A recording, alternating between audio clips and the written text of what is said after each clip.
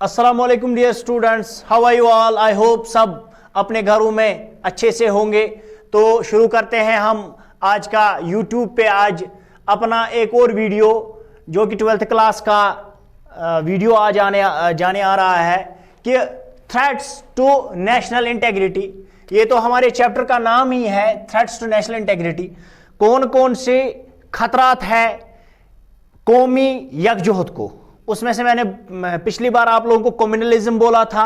Communalism हमने discuss किया बड़े अच्छे से, कॉजेस ऑफ कम्युनलिज्म भी डिस्कस किया, उसके बाद रीजनलिज्म भी किया। आज कास्टिज्म करेंगे। कास्टिज्म इज वन साइडेड और partial loyalty towards one particular caste. जैसे रीजनलिज्म है कि मेरा एरिया आपके एरिया से अच्छा है। जैसे कम्युनलिज्म में मैंने बोला मेरा रिलीजन, मेरा मजहब आपके मजहब से अच्छा है। वैसे ही कास्टिज्म एक सोच है, एक आइडियोलॉजी है, एक फिलॉसफी है, सोचने का एक तरीका है। जो कास्टिज्म को फॉलो करता है बोलते हैं कि मेरी जो कास्ट है वो आपकी कास्ट से बढ़िया है, बिल्कुल अच्छी है। याद रखिएगा आप, मेरी जो कास्ट है वो आपकी कास्ट से बढ़िया है। There is superiority and inferiority complex in casteism ideology. याद रखिएगा आप, जब भी सुपीरियोरिटी इंफीरियोरिटी किसी भी कंट्री में होगी, आपको नहीं लगता कि वो जो सोसाइटी होगी, वो जो कंट्री होगी दिन ब दिन पीछे चली जाएगी, ना कि डेवलपमेंट की ओर चली जाएगी।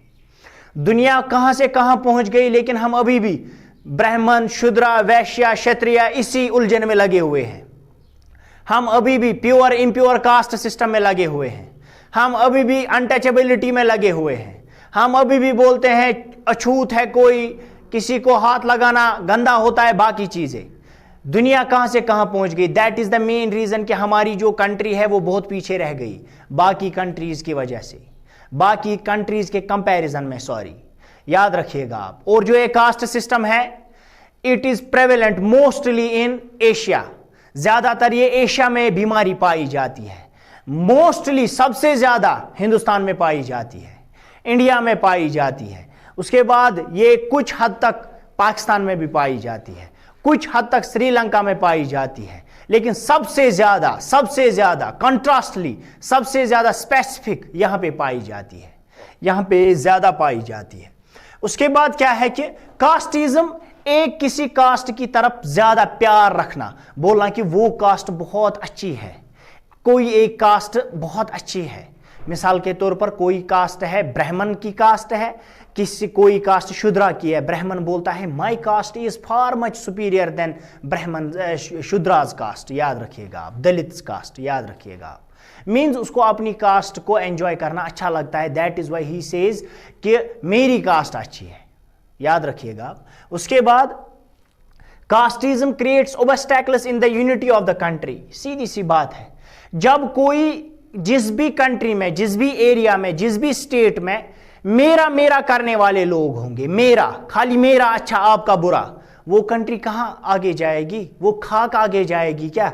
ये बातें याद रखिएगा आप। मींस ये कौमी यकजहत के लिए बहुत बड़ा धचका है क्या, कास्टिज्म, कि कास्टिज्म को फॉलो करना कि आपकी कास्ट क्या है। कास्ट क्या, कोई है क्या caste. What is pure and impurity. There is nothing like purity and impurity. जो हर किसी को इस कंट्री में क्या करता है, एक दूसरे से दूर दूर करते हैं। ज्यादातर A positive, B positive, O negative, O positive, ये ब्लड्स होते हैं। किसी का गोल्डन बी पॉजिटिव होता है थोड़ी, किसी का सिल्वर बी पॉजिटिव होता है, ब्रोंज ए पॉजिटिव बी पॉजिटिव होता है ना, वैसा कुछ नहीं होता है यार। खुद ब खुद इंसान ने बनाया है कास्ट सिस्टम, और ज्यादातर वो लोग इसको फॉलो करते हैं, और ज्यादातर वो लोग इसको एस्टैब्लिश्ड रखना चाहते हैं जो इससे फायदा ले रहे हैं। वो है अपर कास्ट। वो चाहते हैं कि हमें ऑल द टाइम, हम आजकल इज्जत की कुर्सी पे बैठ रहे हैं, ये उम्र भर हमारी इज्जत की कुर्सी रहनी चाहिए, हम अपने कास्ट से लो लेवल की तरफ नहीं जा सकते, because they are enjoying the surplus values of highest caste. याद रखिएगा आप, वो खुद ही करते हैं इसको। Caste imposes the ideas of purity and pollution.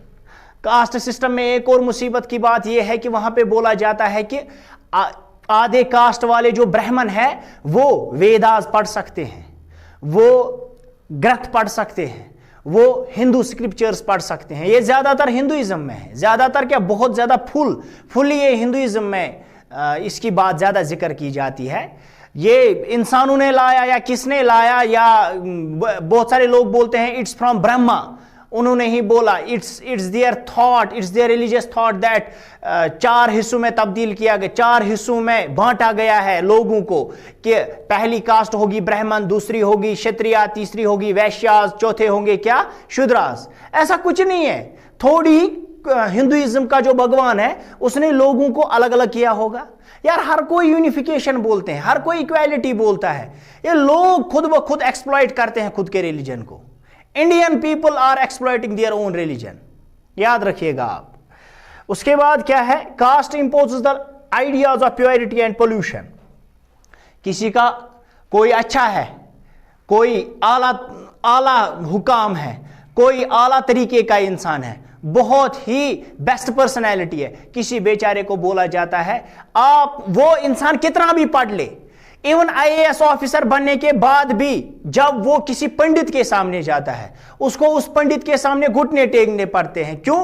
ये बिलीफ हम में भर दिया गया है कि नहीं, आपके सामने सबसे प्योर, सबसे अच्छे, सबसे हाईएस्ट कौन से लोग हैं जो ये पढ़ सकते हैं, वेदा पढ़ सकते हैं, जो वेद पढ़ सकते हैं। ऐसा थोड़ी होता है क्या, याद रखिएगा आप। उसके बाद casteism forces an individual to carry on the traditional occupation against his will and capacity.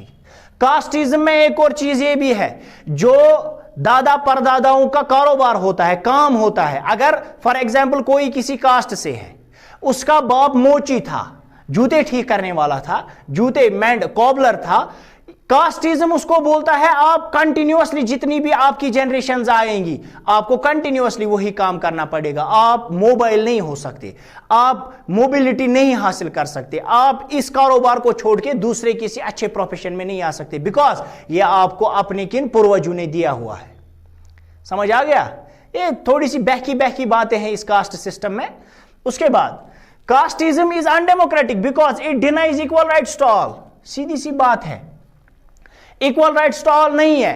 अगर मैं बुक पढ़ना चाहता हूं, यह हर किसी को हक होना चाहिए। अगर मैं मुसलमान होकर कुरान शरीफ पढ़ता हूं, मुसलमानों में ऐसा है कि किसी को बोला जाता है आप कुरान शरीफ नहीं पढ़ सकते, नहीं, हर कोई इक्वालिटी। ठीक है, हिंदुइज्म में भी ये कैरेक्टरिस्टिक लाने की बहुत ज्यादा जरूरत है, लेकिन क्या है कि जो हर किसी को हक होना चाहिए।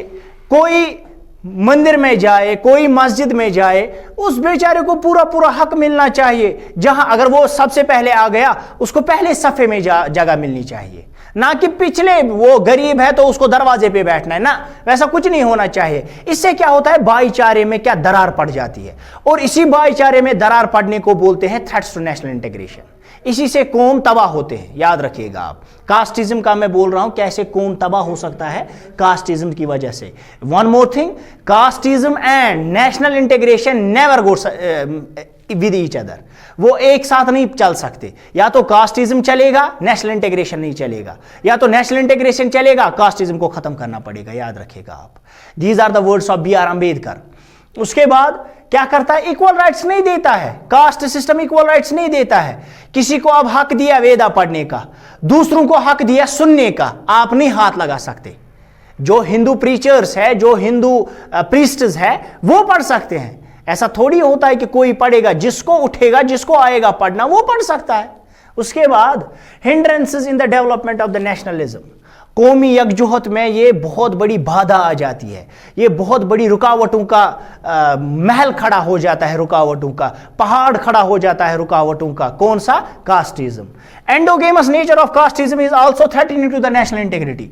आप देखो ये अपर कास्ट वालों की क्या सोच खतरनाक होती है। इन लोगों ने रखा है कि endogamous, cast should be endogamous. Endogamous means कि आप जो रिलेशनशिप है, आप जो मैरिज है अपने कास्ट की लड़कियों के साथ, या जो अपनी कास्ट की लड़कियां हैं वो अपने कास्ट के लड़कों के साथ कर सकती है। मींस आउटसाइड कास्ट वो नहीं कर सकते। क्यों नहीं कर सकते? क्योंकि वो चाहते हैं जो कास्ट में जो अपर कास्ट है ये ऑल द टाइम सेम रहे।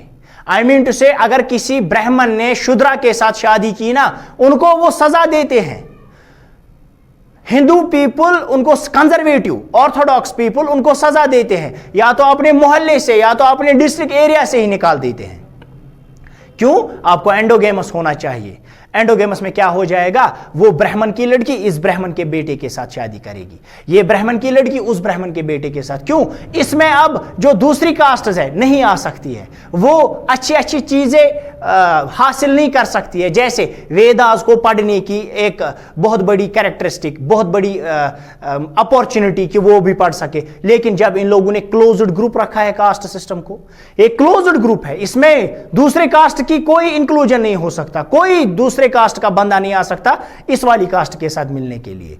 देखो कितनी खतरनाक, मतलब खतरनाक चीज है ये, कि कभी ये टूट नहीं सकती। ऐसे ऐसे इसमें मसले क्रिएट किए गए हैं, एंडोगेमस नेचर रखा गया है इसमें कि आप अपनी कास्ट के बाहर मत जाइए।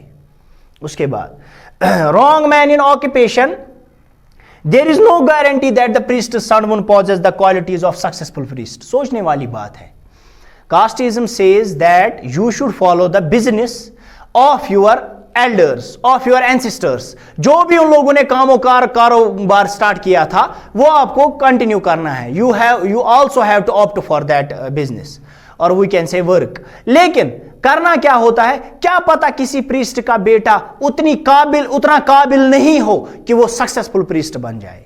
ये मतना जरूरी है। सारे पॉलिटिशियन से अच्छे पॉलिटिशियन मतना आते हैं, कभी कभार कोई बॉलीवुड में एक्टर अच्छा बन जाता है एज कंपेयर टू पॉलिटिशियन। लेकिन अब अगर हम उसको बोलेंगे आप एक्टिंग मत करो, आप पॉलिटिशियन बनो। अगर हमने विराट कोहली को बोला होता कि आप एक काम करो, फॉर एग्जाम्पल के लिए मैं बोल रहा हूं एग्जाम्पल, आप सिंगर बन जाओ, दुनिया का वर्स्ट सिंगर विराट कोहली होता। लेकिन आजकल उसको क्रिकेट में शौक आ गया, क्रिकेट में उसको लगा कि मैं आगे जा सकता हूं, I can make my career in cricket. आजकल गॉड ऑफ क्रिकेट बोला जाता है उसको। आप देखिए कैसे कास्ट सिस्टम बोलते हैं कि नहीं आपको, ये मैं उन लोगों की बात कर रहा हूं, फिर से बोल रहा हूं जो कास्ट सिस्टम के बिलीवर्स है, फॉलोवर्स है, याद रखिएगा आप, ऑर्थोडॉक्स है। उसके बाद क्या है कि casteism also enhances corruption by supporting same caste sentiments।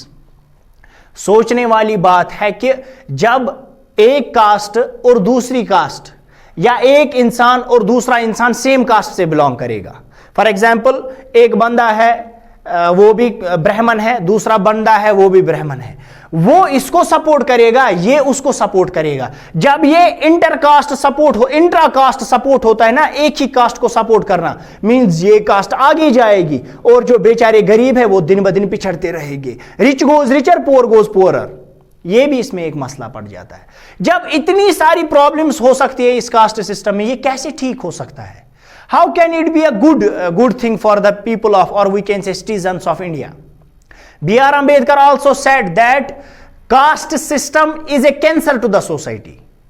याद रखिएगा आप, अगर caste system cancer to society है, मींस नेशनैलिटी को भी ये तो खत्म कर सकता है, कैंसर ऑर्गेनिज्म को जैसे खत्म करता है वैसे कास्ट सिस्टम यहां की नेशनल इंटीग्रेशन को खत्म करेगा। आप लोगों के सामने मैंने ये कुछ सिंपल सा टॉपिक था आज, कुछ खास नहीं था इसमें।